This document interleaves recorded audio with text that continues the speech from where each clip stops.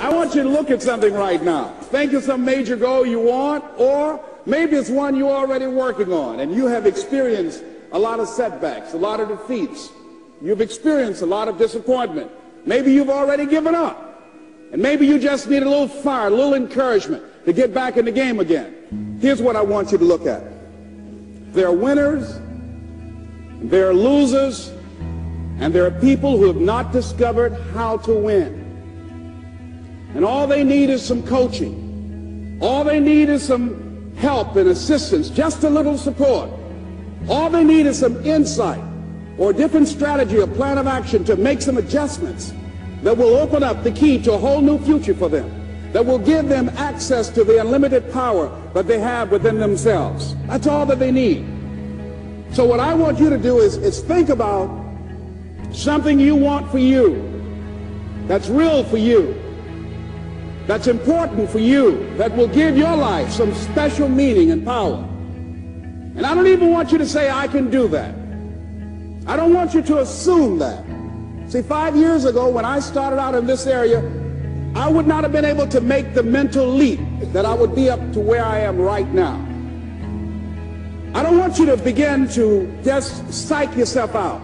No. I want you to be able to say something to yourself that will enable you to maintain a level of integrity with yourself. That when you say this, even when you face tremendous setbacks, it will be a benchmark to keep you in the game, to keep you moving forward and experimenting and readjusting your strategy and your plan of action, continuously looking for ways to win. So what is that something? When you got an idea you want to move on, you might not have the money, you might not have the education, you might not have the support or the resources you need. What is that something that can keep us going, that will enable us to act on our dream? What's one of those keys that will begin to help us to discover the secrets to our dream? Here's what I want you to repeat after me, please, with power and conviction. Say, it's possible. That's all I want you to do when you look at your dream. Just say to yourself every day, it's possible. Just say that every day to yourself, it's possible. Because what does that do? See, it begins to change your belief system. See, the way in which we operate, ladies and gentlemen, it's a manifestation of what we believe, what's possible for us. Whatever you've done up to this point, all that it really is a duplication, it's a reproduction of what you believe subconsciously that you deserve and what's possible for your life.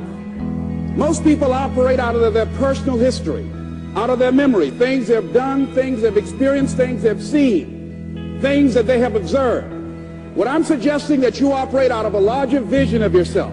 I want you to see yourself doing what you want to do, experiencing what you want to experience, having what you want to have, doing what it is that gives your life some meaning and value. Operate out of your imagination, not your memory. Because whenever you look at where you want to go, I'm wanting to warn you, you will have some conversation back here after you go through the data that you've experienced in life saying you can't do it.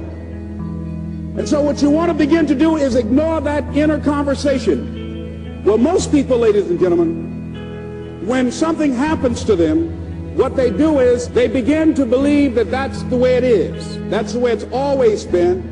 And they can't see the possibility of it being any different.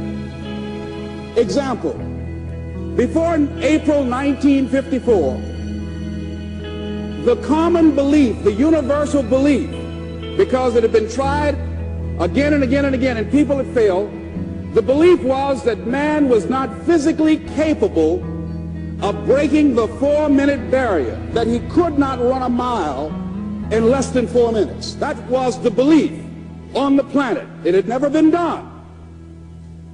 But here's what happened, ladies and gentlemen. Roger Bannister came along, and he broke the 4-minute barrier. Now here's what's significant about that. Since that time, up to this day, over 20,000 people have done it, including high school kids. What changed?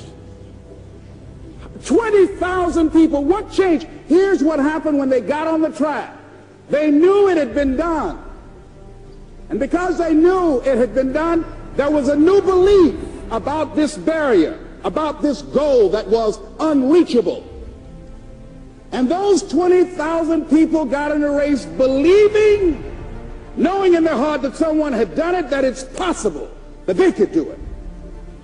And I'm saying that if you know anybody that had some goal, some dream, something they wanted to do, and they did it, then I'm saying that you know in your heart that if someone has done it, then you can do it. It's possible. And that if someone can make their dream become a reality, that it's possible that you can make your dream become reality. And so as you begin to look at where you want to go, beginning to embrace that, it's possible. I'm blessed and highly favored. I've got a lot going for me. I got some good stuff in me. And it's possible that I can bring my greatness out here in the universe. That I can do what I want to do. It's possible I can write my own book. I can have my own business. I can take the trip and travel around the world. It's possible. I can bounce back from adversity and reinvent my life. It's possible. Regardless of where I am, the things can get better for me. It's possible. I'm thinking about two men right here in Chicago who are fairly successful, similar background, educated. They worked for a corporation for many years, and they were among many people that were laid off. Two guys who were very good friends. One went out looking for a job for several weeks along with the other one, and they faced disappointment and rejection again and again and again. They couldn't find any work, which is the story of many people across this country. One guy stopped. He became discouraged. He stopped going. He stayed home looking at television, became very argumentative and toxic with his wife, drinking beer, getting on the phone, talking to his other negative, unemployed friends. And he just gave up. The other guy kept looking for a job everywhere he could go. Every time he could get an opportunity, kept asking people, networking, checking the newspapers every day.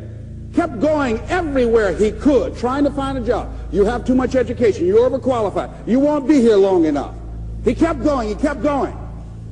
He went to a place and said, look here, I tell you what, if you can't hire me, and I know you can use my talents, abilities, and skills, I don't want to sit home and do nothing. Just let me do some volunteer work. You don't have to give me anything, all right? I just want to work. I want to be busy. Guy said, okay, it's on you now, but don't expect me to give you anything. It's okay. This guy came in and worked. He was the first one there. The last one to leave was the best employee there.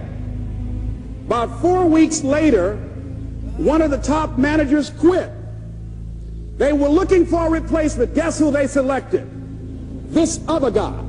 This guy who was volunteering his time. He got the job. What was the difference between the two men? Eyesight and mindsight. Eyesight is judging on what you see, judging according to appearances. But mindsight is how you interpret what you see. One guy said, it's not possible, it's over, I'm finished. I can't do it. I can't make it. He surrendered. I've faced rejection again and again. I'm not going anymore. There are no jobs out there. But this other guy, he felt that in spite of the no's and rejections, in spite of how bad the economy is, in spite of what the newspapers are saying, that it's possible that somebody somewhere will give me a job. He just kept going, thinking it was possible. And guess what, ladies and gentlemen? That's what we have to do with our dreams.